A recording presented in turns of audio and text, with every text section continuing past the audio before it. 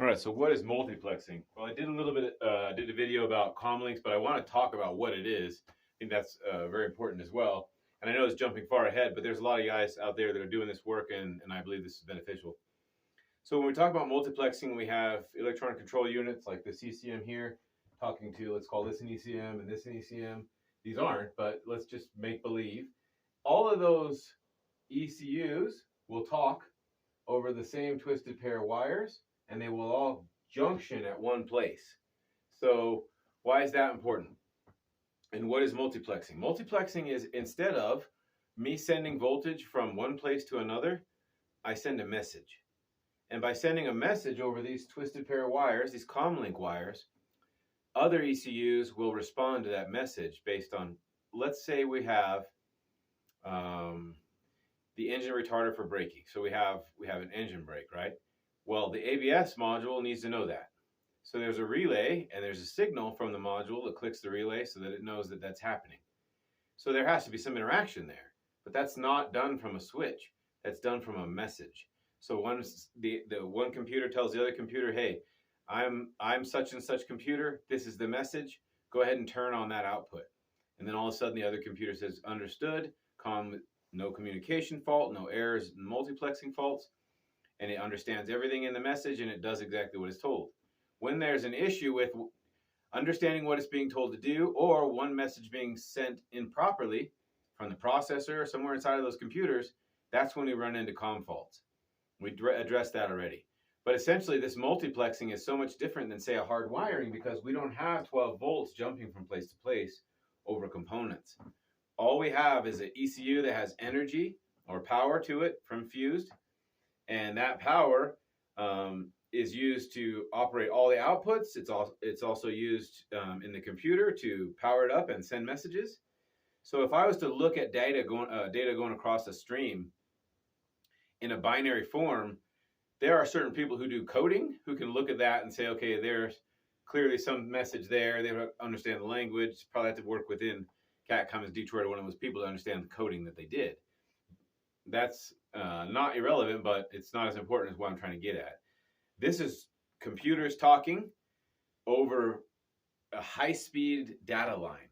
So quickly, I want to just say 1587 was a data link that was used a long time ago in like Select Plus, early Detroit products, and it was slow.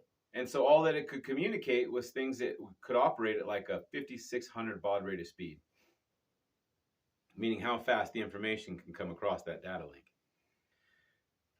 So 1708 was really slow, but we needed to be able to manage engines at a much faster computing power, faster speed. So we have better processors inside of these ECUs, and we have also the capacity to do transmitting of information that is microseconds. So catching that in a data stream isn't going to be really possible, and it's not necessary. What we need to do is make sure that everything's updated to the latest software version on all of these ECUs, because some of those, the interplay between communications doesn't happen. And I said this on the other video, but it's super important to note. Those COM errors can sometimes be from no reason at all, and the only reason that they're actually there is because the code or the software that was written in the original version, like I said, this one is a 9000 whatever 0.4, it got updated all the way to 0.40. So somewhere in those revisions, those additional revisions to the original software, the firmware that was installed in here, they have, or software, they have the ability to fix these fault codes by making a better understanding between computers. So remember, multiplexing is several computers talking together over the same twisted pair of wires, and they know what computers are reporting on that data link. That's why you don't have to use a lab scope. Like I said, all you got to do is go in there and do a roll call of all the devices on the truck. And if you know there's one on there, because the VIN says it's spec'd with an ABS module, you see it clearly right there, but there's not one showing up on that roll call, that's when you know that it's your ABS module that's taking the data link down when you're having faults come up with the engine that say miscommunication. Usually they will be associated with what address is sending it, 136, so on and so forth. There's lots of 3-digit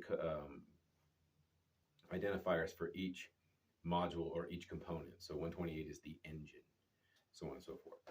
And look into those, because if you can remember those, that's great. 172s and so on and so forth. You have all these different modules, but they all have different addresses. So that's how they're able to talk. And one knows if it's not getting the message right. And so what's the benefit of multiplexing? It just cuts down wires. It cuts down cost of wiring, and it doesn't really, unless you understand that how multiplexing works. Here's another good example real quick, and then I'll stop. An M2 business class is a Freightliner model that was multiplexed. It was one of the first versions. And you had a chassis module and a bulkhead module. So every switch in the dash had an address. And the address of that switch was based on resistance. And later on, programmability. You could program the identifier of that switch into the module so it could, all of a sudden, it could see it. Once it sees the switch and it gives the switch an address, when that switch closes, it doesn't matter what voltage is going on in that switch. You're not checking for voltage when you're looking for multiplexing. Not on those switches. You do want to make sure that it does close to ground, but they all have different resistance values. So the computer knows this one has said ohms of resistance. That is the engine brake, right? So what it does is it sends a message to the chassis module that we just, here's another one, marker lamps on that system. So the marker lamp switch is flipped. It sends it to the chassis or the bulkhead module. Bulkhead module sends a message over that twisted pair back to the chassis module. And the chassis module has one wire that comes out of the module on one of those plugs, and that plug feeds all of marker. The thing about the multiplexing, though, is that they have amp draws included in every single output driver. So you can't install incandescent lamps inside of a multiplex vehicle because it has to know what the voltage is. That's how it constantly gives feedback.